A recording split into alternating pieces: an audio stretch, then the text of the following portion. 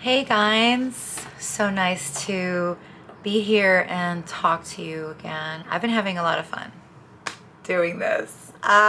There's so much to unfold.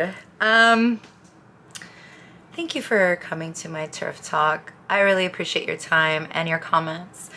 Today, I want to get into something that I've been talking about in the comments and the lives.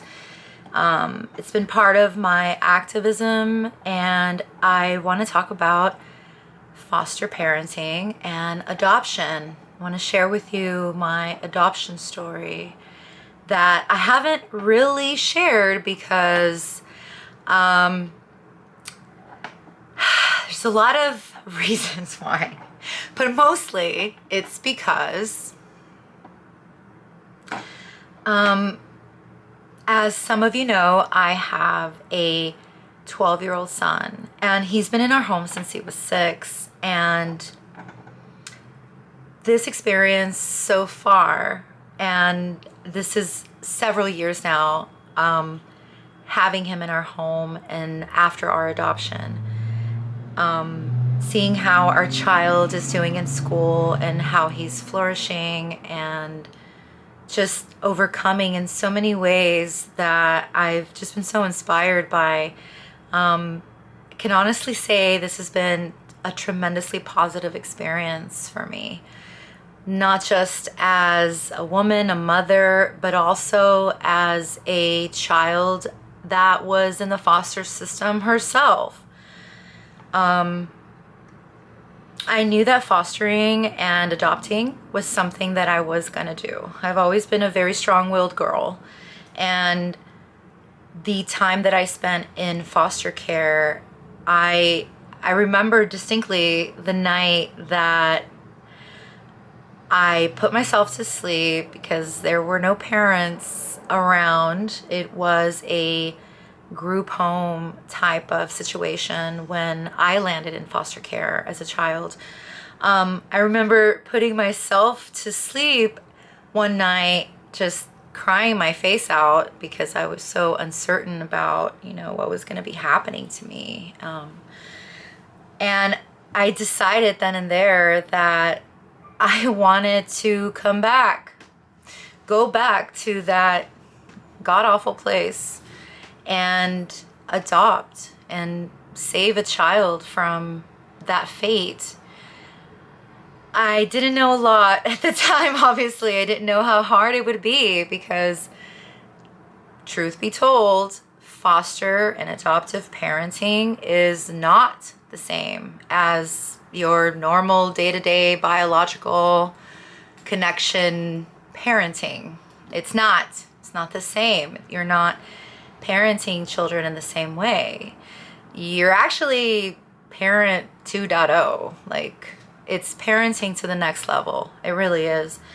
And it's work that I love to do. I love taking parenting classes and staying on top of trauma-informed care because I have to accept that the child in my life had a different life and a different biological reality before I entered his life, before I took over as parent.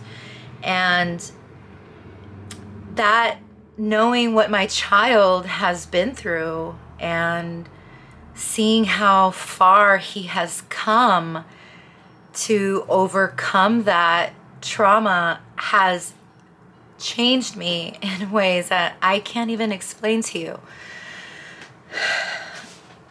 I understand now what my grandmother used to say, in her wisdom.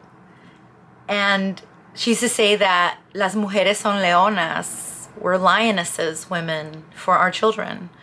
I really want to bring back that lioness essence, that lioness nature in mothers to protect their cubs, their young, their future from distracting and nefarious forces. This experience with fostering and adopting a child that has experienced trauma Probably, you know, a different kind of trauma that I experienced, but profound nonetheless. It's been very humbling. And I believe in trauma care work. I really do. If you haven't heard about this, I'm sure you have, because this is a book that is widely talked about here in the Turven. I think it's Bessel van der Kolk, and the book is titled The Body Keeps the Score. I highly recommend it, please. After years of therapy, trying to sort out my own traumas and learning about, you know, why so much shit happened to me as a kid, dealing with sex distress when I was a child. I'm doing a video in which I'm about to talk about this. This is a very triggering topic for me. The dysphoria that I had, the countless times that I was put in so much danger as a teenager because I was sexualized, because I was groomed, because I was in the system and I was already so vulnerable. And clever adults that would want to abuse children, they know to look for these kinds of vulnerabilities in kids. And having this kind of trauma made me so susceptible just to so much, so many times that I can look back and think, holy shit, I was in so much danger. Why weren't any adults around, like, taking care of me? I guess this is what they mean when they say that trauma sort of skips generations. I experienced trauma, and I want to make sure that my son doesn't, that he has adults in his life that care, that know how to mitigate those traumas and get him the proper help.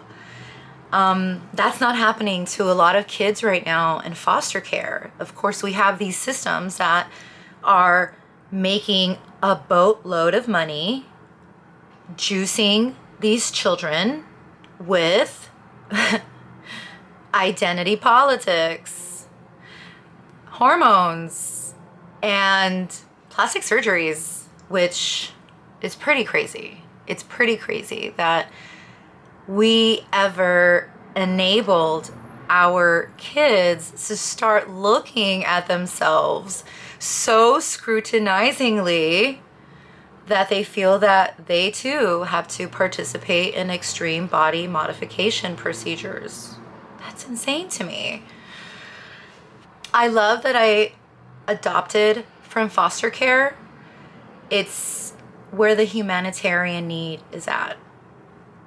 It is a humanitarian need and a commitment that I think anyone can do. If you have a little bit of space in your home, you can foster. You can accommodate a child. We have a system that pays you, gives you a stipend to do that.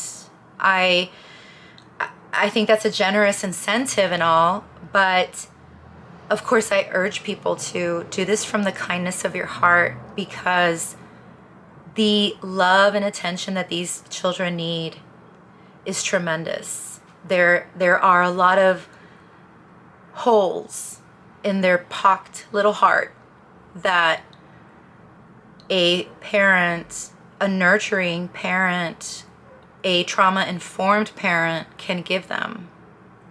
So I cannot speak enough about adopting. Please do that, especially if you're a lesbian. Lesbians make the perfect mothers. Lesbian moms are the literal best. I do not feel that way about our brethren. But lesbian moms, I think, are fierce lionesses.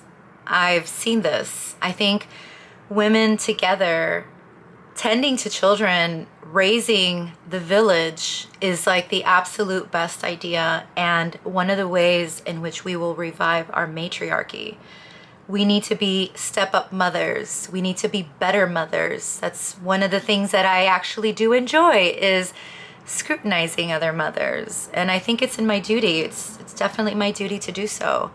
Because if we're in this ideology, in this fight against this ideology, and we're looking at parents that are freely, willy-nilly doing this to their children in order to come up sexually and socially, which is what's going on,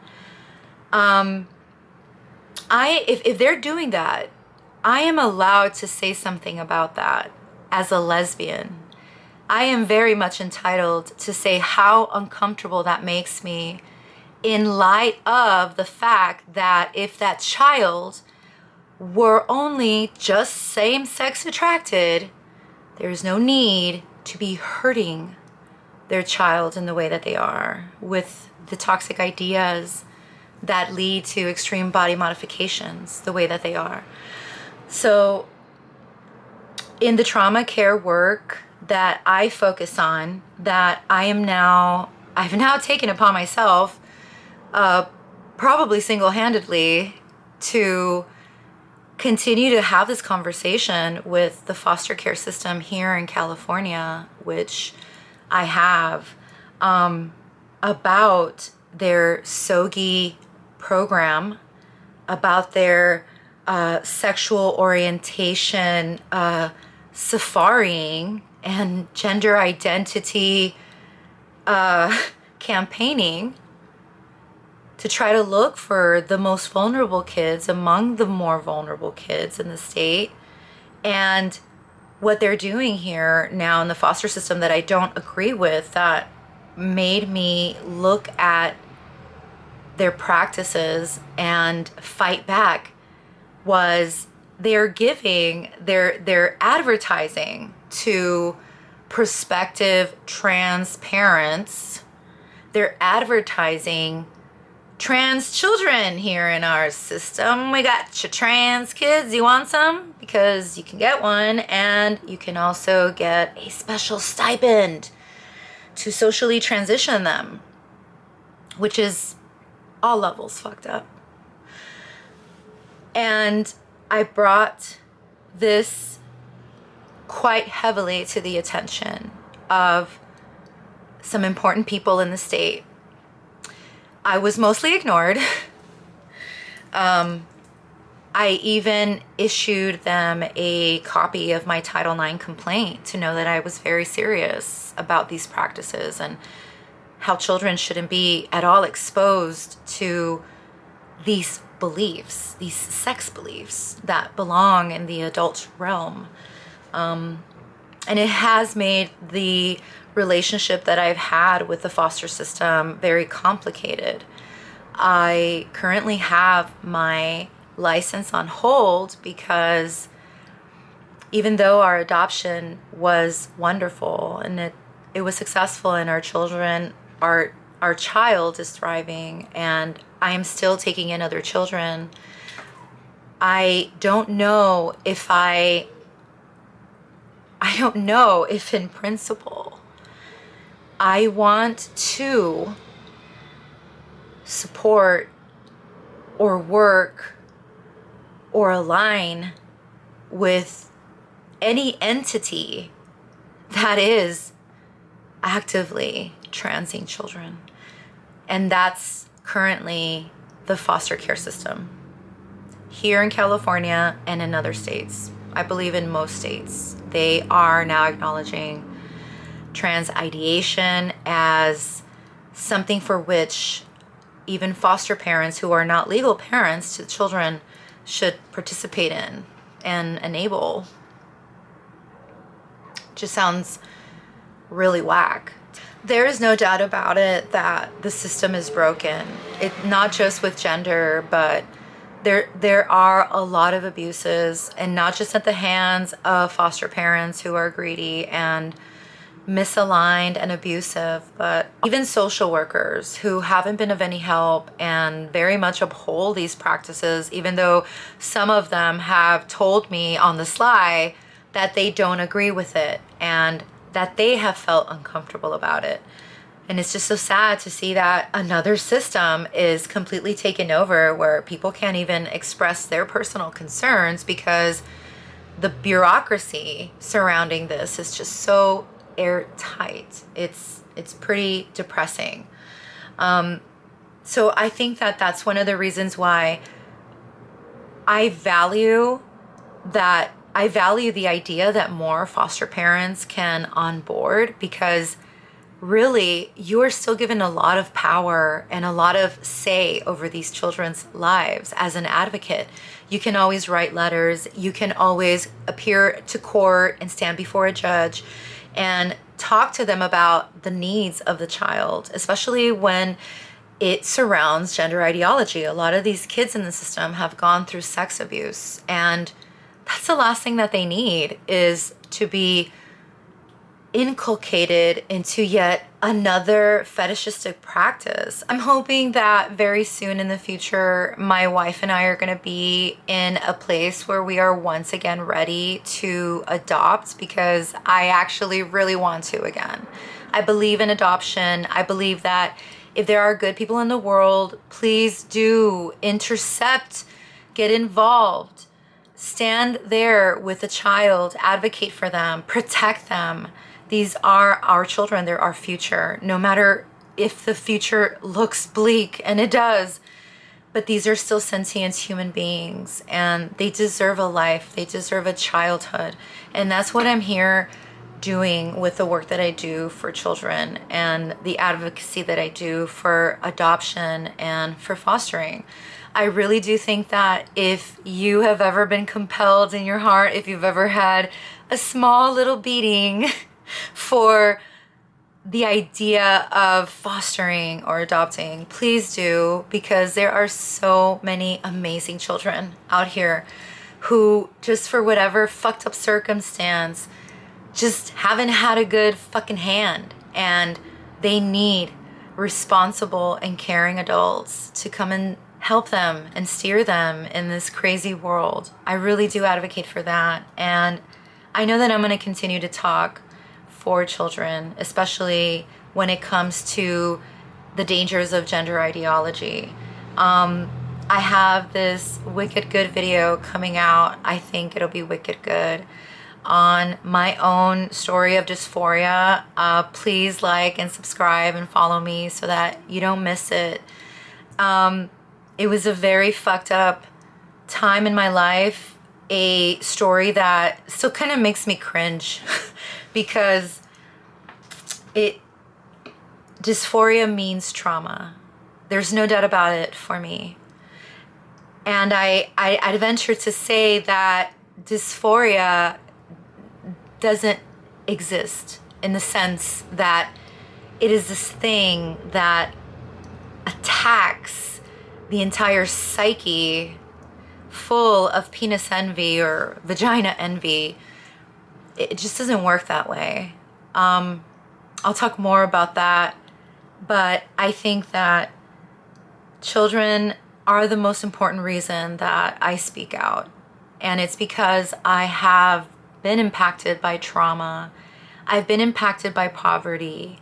I've been impacted by grooming, by abuse, by being sexualized. And I know that I've been so fortunate to have come to a place where I am right now. I was fortunate enough to have the means to get therapy to help me mitigate these deep wounds that I was carrying that were making me dysphoric, were making me hate my body and my face and everything. It's a very troubling world for girls today. I hope to one day adopt a girl and be able to give her an environment. I hope that the system is a better system when I am ready to do that. And I hope that Scott Weiner has stopped his extremely adverse policies here in California that make it so that gender identity is extremely easily accessible to minors, and so are the practices that come with it, which have no place in childhood. So that is my sort of story. It wasn't the complete version. There's a lot of stuff that I will be talking about in my Substack, with a couple of pieces that are coming out before the summer that go a little deeper into trauma care work. But for now, I encourage all of you to give these kids a second look. There are so many other ways that you can be helping kids in the foster system.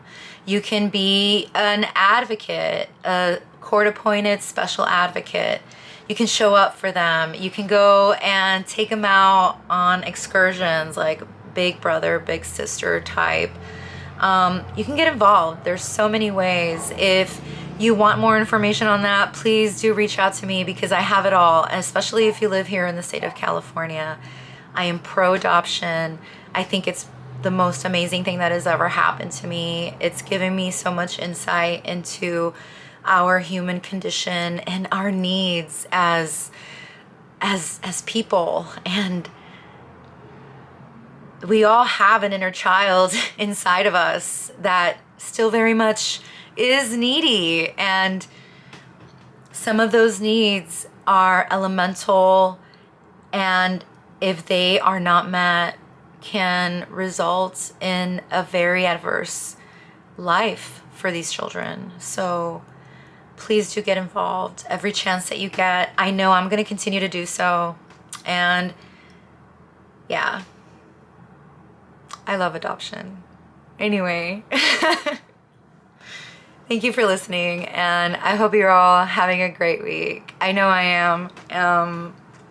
This has been a really fun week, not just with posting videos on YouTube, but other stuff that I'm working on and getting into some turf stuff. But all right, guys, that's it for now. Thank you so much again, and leave me a comment. Bye.